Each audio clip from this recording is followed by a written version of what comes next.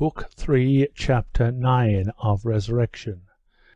The Political Prisoners. Accompanied by the orderly, Nekhludoff went out into the courtyard, which was dimly lit up by the red light of the lamps. "Where to?" asked the convoy sergeant, addressing the orderly. "Into the separate cell, number 5. You can't pass here. The boss has gone to the village and taken the keys." "Well then, pass this way." The soldier led Nekhludoff along a board to another entrance. While still in the yard, Nekhludoff could hear the din of voices and general commotion going on inside as in a beehive when the bees are preparing to swarm. But when he came nearer and the door opened, the din grew louder, and changed into distinct sounds of shouting, abuse, and laughter. He heard the clatter of chairs and smelt the well-known foul air. This din of voices and the clatter of the chairs, together with the close smell, always flowed into one tormenting sensation, and produced in Nekhludoff a feeling of moral nausea which grew into physical sickness, the two feelings mingling with and heightening each other. The first thing Nekhludoff saw on entering was a large stinking tub. A corridor into which several doors opened led from the entrance. The first was the family room, then the bachelor's room, and at the very end 2 small rooms were set apart for the political prisoners. The buildings, which were arranged to hold 150 prisoners, now that there were 450 inside, were so crowded that the prisoners could not all get into the rooms, but filled the passage too. Some were sitting or lying on the floor, some were going out with empty teapots, or bringing them back filled with boiling water. Among the latter was Taras. He overtook Nekhludoff and greeted him affectionately. The kind face of Taras was disfigured by dark bruises on his nose and under his eye. "What has happened to you?" asked Nekhludoff. "Yes, something did happen," Taras said with a smile. "All because of the woman," added a prisoner, who followed Taras. "He's had a row with blind Fedka." "And how's Theodosia?" "She's all right. Here I am bringing her the water for her tea," Taras answered, and went into the family room. Nekhludoff looked in at the door. The room was crowded with women and men, some of whom were on and some under the bedsteads. It was full of steam from the wet clothes that were drying, and the chatter of women's voices was unceasing. The next door led into the bachelor's room. This room was still more crowded. Even the doorway and the passage in front of it were blocked by a noisy crowd of men, in wet garments, busy doing or deciding something or other. The convoy sergeant explained that it was the prisoner appointed to buy provisions, paying off out of the food money what was owing to a sharper who had won from or lent money to the prisoners, and receiving back little tickets made of playing cards. When they saw the convoy soldier and a gentleman, those who were nearest became silent, and followed them with looks of ill will. Among them Nekhludoff noticed the criminal Fedorov, whom he knew, and who always kept a miserable lad with a swelled appearance and raised eyebrows beside him, and also a disgusting, noseless, pock-marked tramp, who was notorious among the prisoners because he killed his comrade in the marshes while trying to escape, and had, as it was rumoured, fed on his flesh.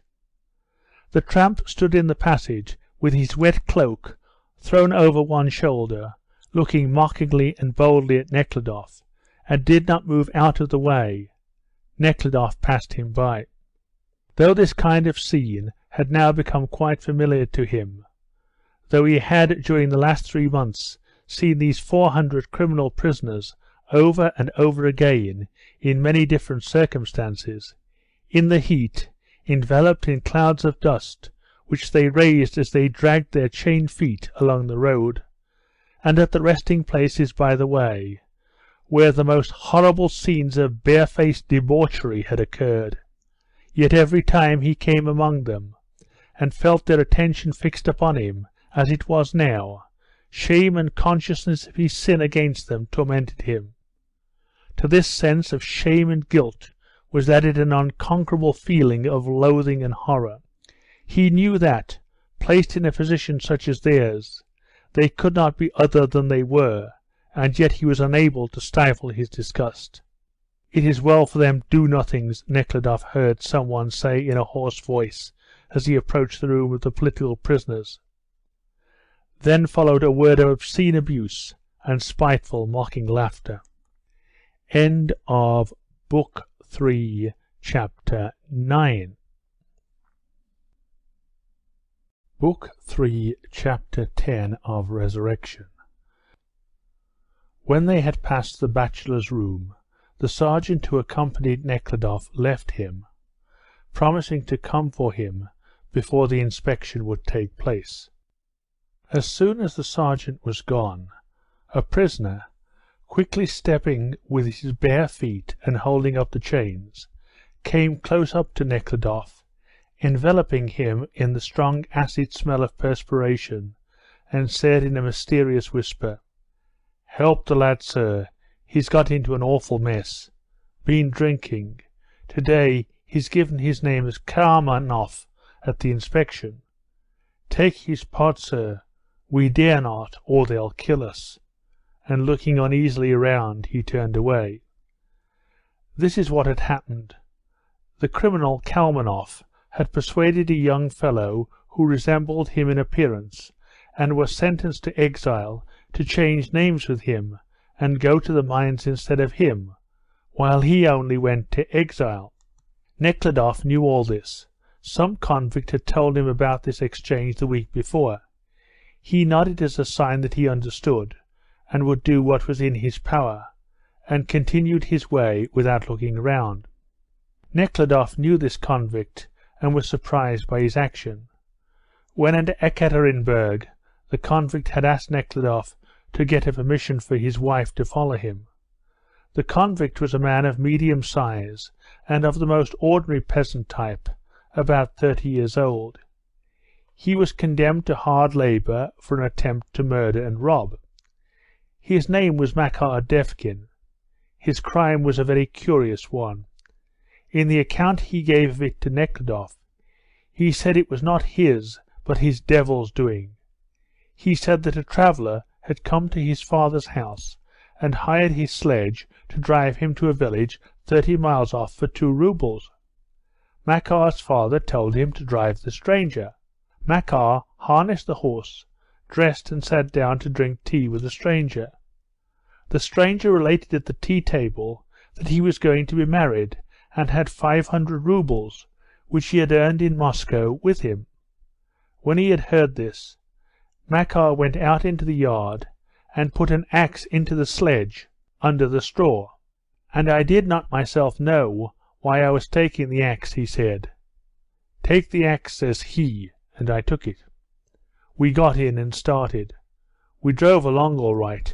I even forgot about the axe.